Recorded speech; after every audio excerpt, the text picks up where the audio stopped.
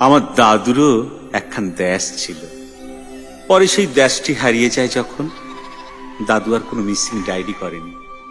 করবেই বা কোন থানায়? রিফিউজি ক্যাম্প থানা, কলোনি থানা, নতুন বাড়ি বানালো যে দক্ষিণ কলকাতা এলাকায় সেই থানা, না ভিটে মাটি ছিল যেখানে সেই থানা? দাদুর একখান দেশ ছিল। সেই দেশে সুপুরি গাছ, নারকোল গাছ ছিল, খাল ছিল, বিল ছিল, নয়ামাটি, সাতক্ষীরা, বান্দরবান নামে সব মিষ্টি এলাকা ছিল। মহারশি, উদ্দাখালী, শঙ্কোষ, হাড়িভাঙা, খাসিমারা নদী ছিল। গোল্লাছুটের মাঠ ছিল, সন্ধেবেলার শাঁখ ছিল, আমন ধানের গন্ধ ছিল। ফজলুল চাচার থেকে কেনা রোববারের খাসির ঝোল ছিল। শীতে গাছিরা খেজুরের গাছ থেকে রস পেড়ে আনত। দিদা ঠাকুমারা তখন গিন্নি সব। দুধ গোকুল, পাকন পিঠে, গোলাপ পিঠে তৈরি হতো। দালানে অনেকের গরু মাদা থাকতো। আবার সেই কবেকার নারায়ণ শালগ্রাম শিলাও ঘরের সিংহাসনে অধিষ্ঠিত ছিল।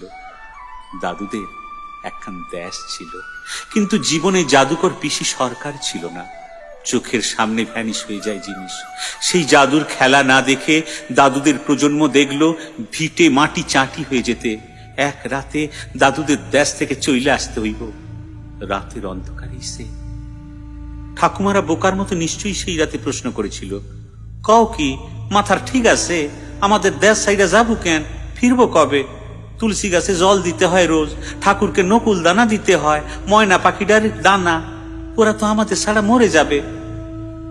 পৃথিবীর সব রিফিউজি বাবার মতোই আমার দাদুর প্রজন্ম নিশ্চিত সে সময় চুপ করে গেছিল, বা রেগে বলে ফেলেছিল, নিজের জান বাঁচে কিনা দেখো, আর তোমার ময়না পাখি।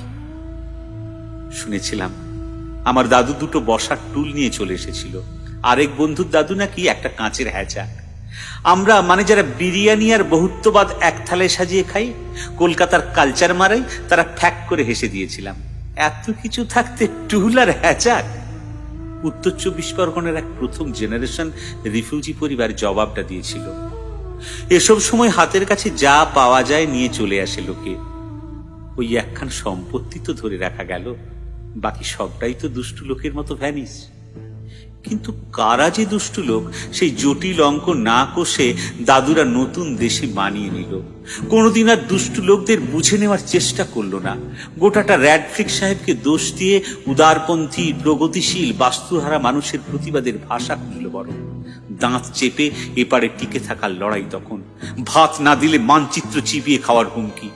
ঘর হলো, কলোনিতে নতুন রাস্তা হলো, পাট্টা পেল, ইস্ট বেঙ্গল ক্লাবের সদস্যপদ পেল, আর সারা জীবনের জন্য একটা নস্টালজিয়া ব্যামো পেল। আমার একখান দেশ ছিল।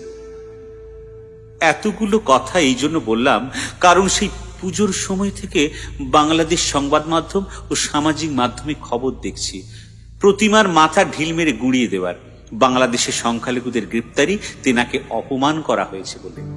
কাল বাংলাদেশের খবরে পড়লাম কুমিল্লাতে 10টা হিন্দু বাড়িতে ক্যামেরার সামনে শয়ে শয়ে লোক আক্রমণ করলো। কেউ বাঁচানোর নেই, একটাই কারণ, তেনাকে অপমান করেছে নাকি।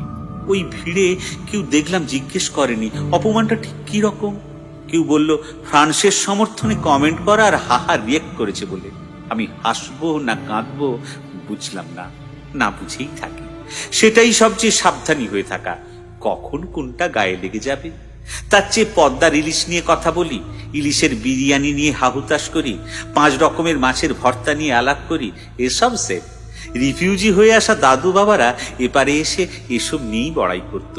শুটকি কি দারুণ করে রান্না করা যায়, কতগুলো সবজির খোসা ভাজা ডালের সাথে খেলে ভালো লাগে, কবে বাংলাদেশে ভিটেমাটি দেখতে যাবে ইত্যাদি। ওই প্রজন্মকেও এসব খবর দিতে পারতাম না। কথা এড়িয়ে যেত, তারপর কৃষাণুদের বাঁ পায়ের জাদুকরি নিয়ে আড্ডা দিত। ঠাকুমাদের ওপারে ভিটেমাটি দেখতে যাওয়ার কথা বললে বলতো, ধুস ওখানে ওসব দেখে কি হবে, কিছুই তো নেই, তার চেয়ে পুরী বা দার্জিলিং ঘুরে আসি।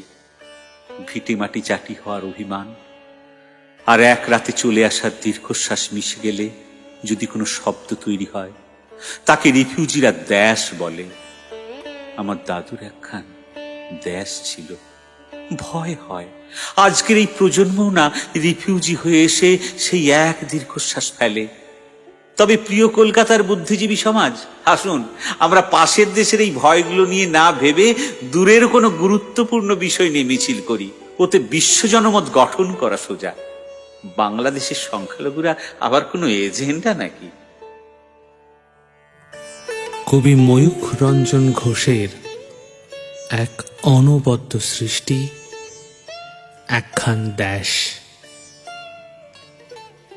কণ্ঠে ধারণ করলেন বাচিক শিল্পী শ্রীযুক্ত সৌরেন চট্টোপাধ্যায়। ধর্মের বেড়াজাল টপকে কবিতাই পারে দুই বাংলাকে এক করে জুড়ে রাখতে। সেই চেষ্টাতেই আছে ইচ্ছে ডানা।